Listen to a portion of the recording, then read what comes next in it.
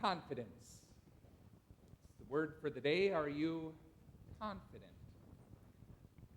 Have you ever done one of those strength finders, maybe in your work or at your school or just for fun online? Some personality tests like that. Sometimes they present a wheel of all of the strengths that you have as a person, your characteristics. Would confidence be on the list? What is it? What is confidence? But being certain, right? Being certain, full of conviction. Merriam-Webster says that confidence is a feeling or consciousness of one's powers or of reliance on one's circumstances. Okay. To me, I think confidence sounds desirable. If you are confident in life, it seems to lead us to think that you know where you are going in life, and it sounds good. The path feels pretty good. If you are confident in your work, that means you must like what you do or enjoy what you do. You must feel that it is doing some good and at least providing what you need in life. And I think that confidence probably, well, it can be a little bit contagious too, and maybe it makes other people want to join you, have what you have, or at least buy what you are selling. But you know what? An interesting thing about confidence, however, is that it also seems to be something that can disappear at a moment. At work, anything can change, and it can just be gone like that, right? Or you hear that word from a doctor, or a day that you find out that your child is struggling in school or with life or with friends or whatever it is deep down inside. It's amazing how quickly things can happen. Imagine if your significant other would all of a sudden tell you one day that they do not share that same hopeful vision as you do for the path ahead. That can shake everything up, right? When the path looks tough, it can make confidence evaporate like the mist. I think confidence is a pretty interesting thing. I do think there is some genuine confidence, but I also think because it disappears so quickly, it's easy to have a fake confidence too. Maybe something that we get pretty good at just masking ourselves with, the confident look or the confident smile, but deep down we have this ache in our gut because we worry if you'll be able to make ends meet, or if the relationship will be okay, or if my children will be okay, or if I will be okay. When that path of life gets really tough, at moments like that, I think a better word for us at the best is unsure. We become unsure about ourselves, unsure about the future, unsure about God too, right? Because deep down sometimes when we are really worried about everything that is going to happen in the time ahead, it's pretty easy to doubt God, isn't it? Or can we never admit that? It's tough to admit, isn't it? Those moments when we doubt God, when we question Him, maybe when we even want to yell at Him, because the path of life looks so uncertain and so shaky and so rough. It's maybe even easy to be unsure about Him, right? Today we're looking at the gospel lesson for today on page 6 in your worship folder, and as we do this, we have to consider those highs and the lows of life here in this world. As we dig into this lesson, it's pretty hard to even make it past the first 3 words. You read that and you see the section today, and maybe you didn't even notice them before, but they really do stick out. You read it 6 days later, and you wonder, why would Matthew begin using that? Just to tell us when it happened? But really to connect what we hear, that whole mountaintop experience that Peter, James, and John had, to connect that with something that happened a week earlier. And do you know what happened? A week earlier, Jesus posed a question to his disciples, looking for an answer. Who do you say I am? And if you remember that one, do you remember who answered? The guy whose personality wheel was, I think, like 99.9% confidence in himself. Peter, right? He just jumps right in and blurts right out a beautiful and absolutely true answer. He says, "You are the Christ, the Son of the living God." And how blessed he was to know that truth and to believe that truth, right? And then Jesus, he responded and talked about how blessed he was too, and yet the confidence, that beautiful statement that he said, that confession of faith, that truth that Jesus is the Christ, the Son of the living God, that is the foundation, not just for Peter, but for the whole church, all of God's people. As I imagine that scene, I can't help but think of how wide Peter's smile must have been that day. And after blurting out that answer and hearing Jesus' response, can you imagine his confident smirk as he looks to the right and to the left at all the other disciples? But then Jesus continued to explain then what exactly that meant. If he is the Christ, this is what the path looks like for what God said the Christ would do. And that's where things seem to change, right? If he is the Christ, the Son of the living God, Jesus went on to explain he must go to Jerusalem. He must. And there he must suffer, and there he must be killed. Jesus also said, and on the third day be raised to life, but it didn't seem that Peter even heard any of that after hearing what Jesus had previously said. So Peter just took Jesus right aside, and it said he began to rebuke him. And was Peter really doubting and questioning and rebuking God? Yes, he was. "Never, Lord," he said. "This shall never happen to you." And then Jesus turned and said to him, "Get behind me, Satan. You are a stumbling block to me. You do not have in mind the things of God, but the things of men." And I guess I imagine that Peter's confidence absolutely vanished as he felt about this big. Peter, he was trying to fit in this worldly view of the Messiah into the Messiah that God had actually promised in his word and had now sent in Jesus. Jesus was not just a guy who had come to try to free the people of Israel, but Jesus, the Son of God, was coming into this world to win for us forgiveness and eternal life with him forever, right?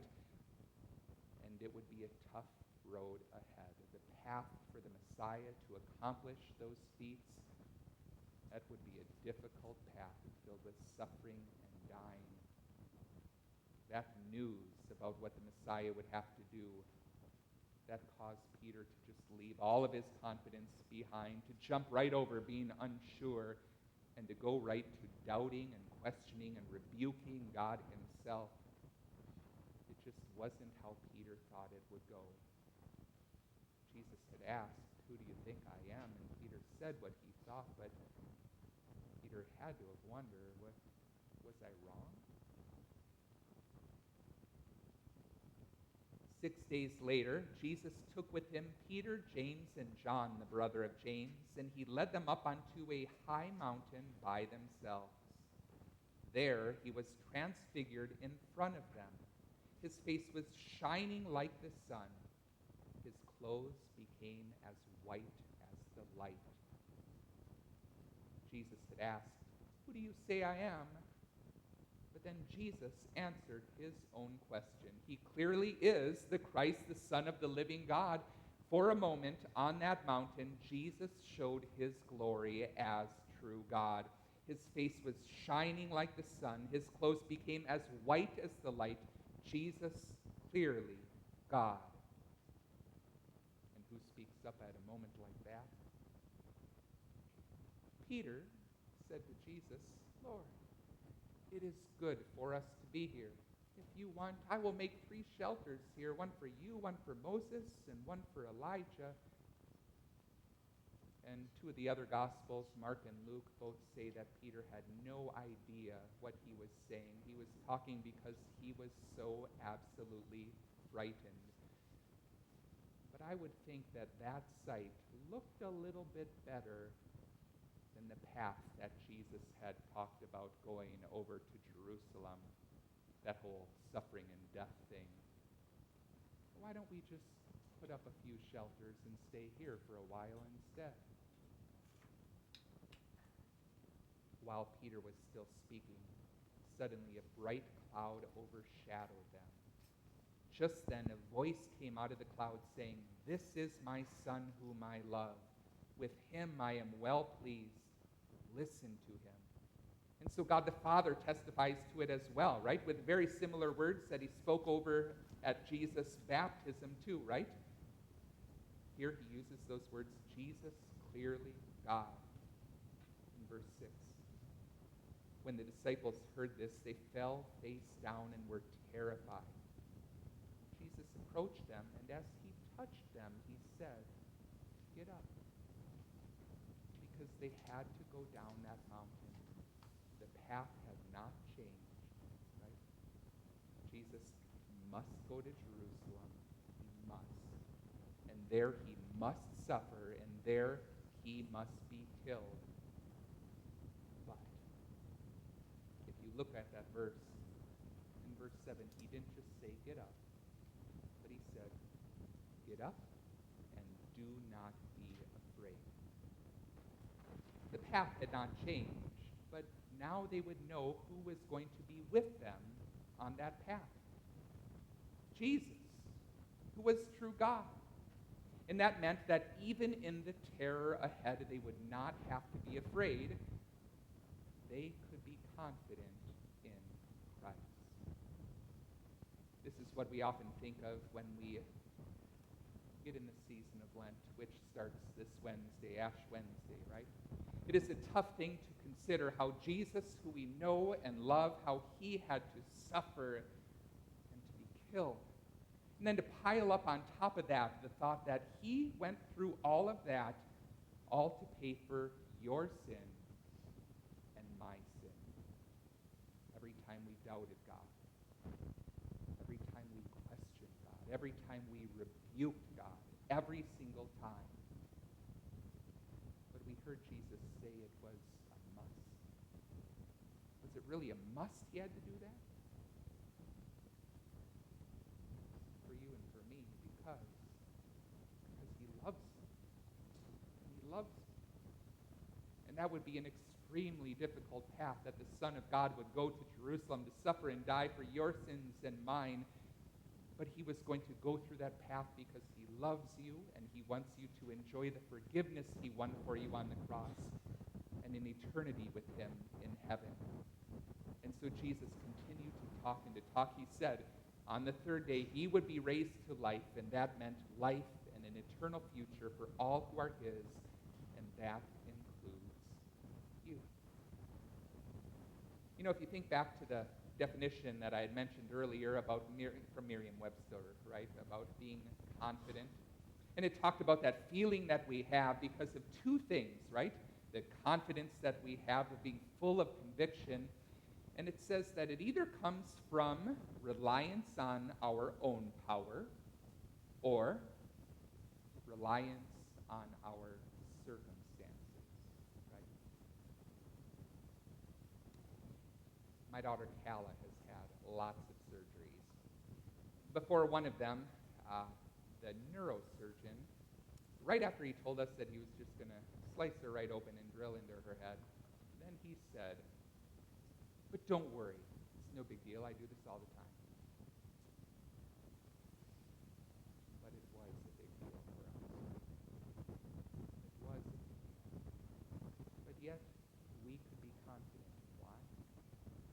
we be confident before a regular everyday thing, right? Before a surgery because of our own power, as Merriam-Webster said?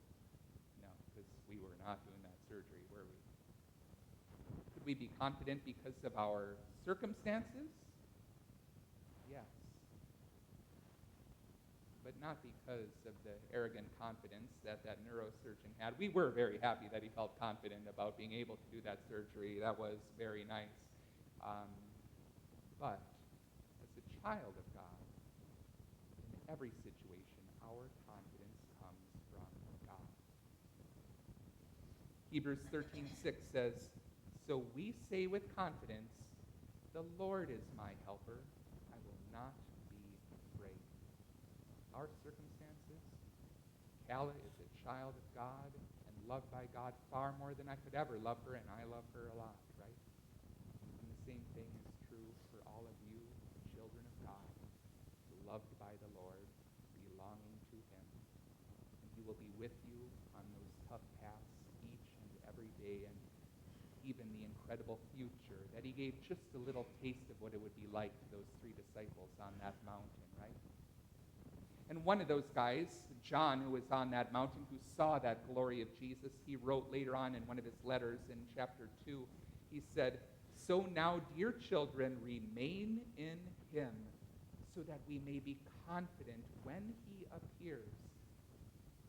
So by faith, we are confident in him through Jesus, all for our forgiveness through Jesus, and for the eternal home that we have because of Jesus, the home we have with Jesus. And yet before we get to see that glory that they saw on the mountain, we still have some time here in this world, don't we? We live yet here in this world, and there are some wonderful times in the highs of life, but there are also the lows that we have here in this world, and the days when the path looks extremely tough and rough. And there are times where we feel just like those disciples, right? Unsure about everything, unsure about ourselves, unsure about the future, even unsure about God's care, unsure about guilt, unsure if we will be okay. And maybe you ask, how are we going to make it through without completely crumbling, or without having to just put on that mask that we have with a confident smile, hiding down our frightened hearts? How do we cover that up with a pretendingly confident face? We don't have to pretend, do we? We can be confident because we know who is with us on that path. The one who showed his glory on the mountain, Jesus, who is true God, who suffered and died and rose for you, who loves you to this very day and will forever. That is what makes you confident. But your God-given personality wheel, it doesn't just say confident, it says confident in Christ. You are certain and full of faith's conviction, not because of your own power, but because of your circumstances. And the circumstances that you belong to Jesus, the true God.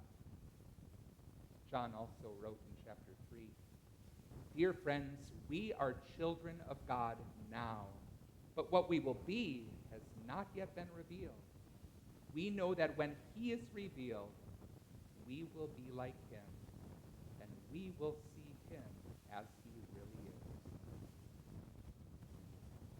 In the season of Lent, which starts this Wednesday, Ash Wednesday, right? We are going to travel together on a path that will see Jesus suffer and die to pay for your sins and mine. And this year we will hear Jesus being described as this warrior who is fighting for us. And as you see him, this warrior fighting against Satan, sin, and death, remember who that warrior is. Remember the view that Peter, James, and John saw of him on that mountain. He is true God, battling for you and for me. That, my dear friends, is a battle where we can be confidently, completely confident in Christ, because we know already